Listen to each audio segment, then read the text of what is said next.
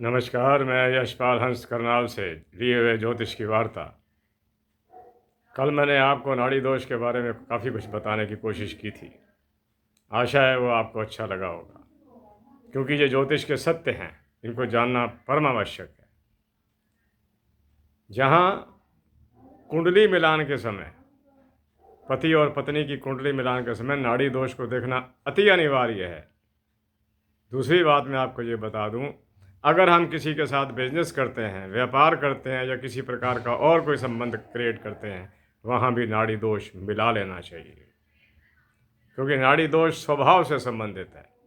अगर स्वभाव नहीं मिलेंगे तो कारोबार भी नहीं मिलेगा, नहीं चलेगा, कई दिक्कतें आ सकती हैं।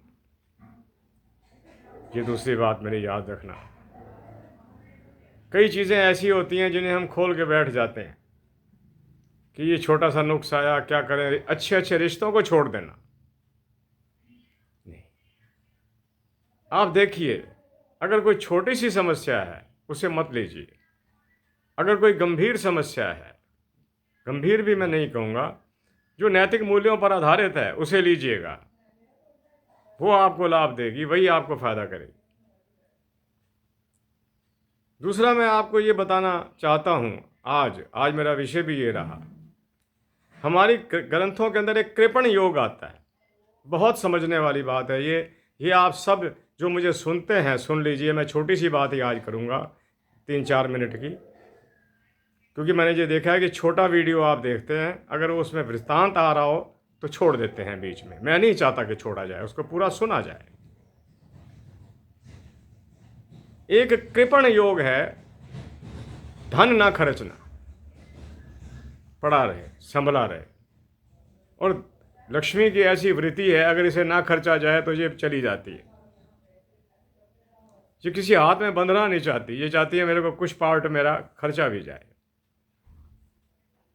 कहा गया है ये कि लक्ष्मी का स्वभाव है वो एक व्यक्ति से दूसरे व्यक्ति पर जाना, एक का जीवन सुखी करना, दूसरे का जीवन सुखी करना उसका स्वभाव है। थोड़ा सा अब आप मेरी बात को समझना, अच्छी तरह समझ लेना कि आदमी कृपण कैसे बनता है, कंजूस कैसे बनता है। कि कुछ भी हो जाए, पैसा नहीं।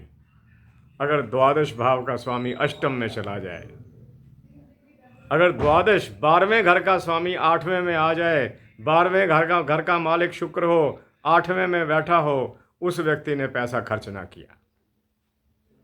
वो पैसा खर्च करना एक अपराध समझेगा। पहला तो ये सबसे बड़ा, 12वें का मालिक अगर 8वें में आ जाए। लिखने वालों ने तो पता नहीं क्या कुछ लिख दिया, हम यहाँ पर वो बात शब्द बोलते ही नहीं। दूसरा उन्होंने क्या कहा, अगर 12वें घर का स्वामी 7वें में हो तो दरमियाना सा कंजूस होगा, मिला जुला कंजूस होगा, ज़्यादा नहीं, थोड़ा बहुत कंजूस होगा। लेकिन अगर 12वें का मालिक 6ठे में आगे बैठ जाए, स्थिति खराब कर देगा। ऐसे लोग पेमेंट देने के अंदर बहुत तंग करते हैं। ये शास्त्रों का मत है। उधार लेकर देना उनको एक समस्या बन जाती है। ये तो थी दूसरी बात आज की जो मैंने आपसे करी। पहली बात मैंने आपसे करी नाड़ी दोष की। नाड़ी दोष आप जहाँ जहाँ संबंध क्रिएट कर, चाहे वो पति पत्नी का है, चाहे वो बिजनेस का है, चाहे वो किसी प्रकार का भी है, उसे देख लीजिएगा, नाड़ी दोष नहीं होना चाहिए। दूसरा, कृपण की संज्ञा।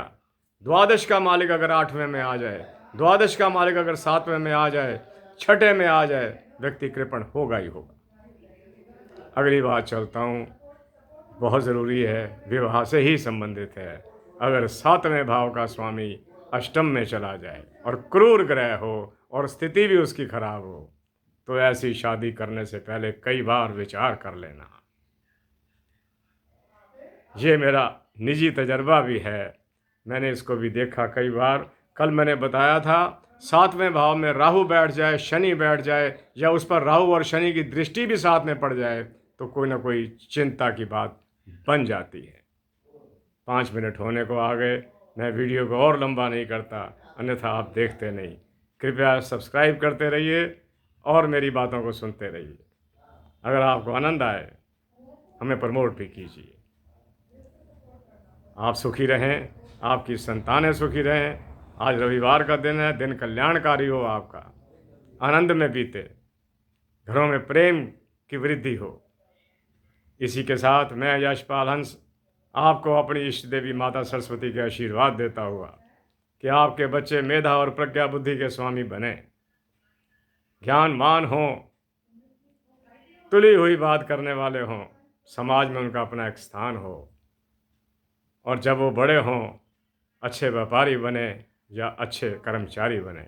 इसी के साथ मैं यशपाल हंस आपसे आज्ञा लेता हूँ। जय जगत, जय भारत, नमस्कार।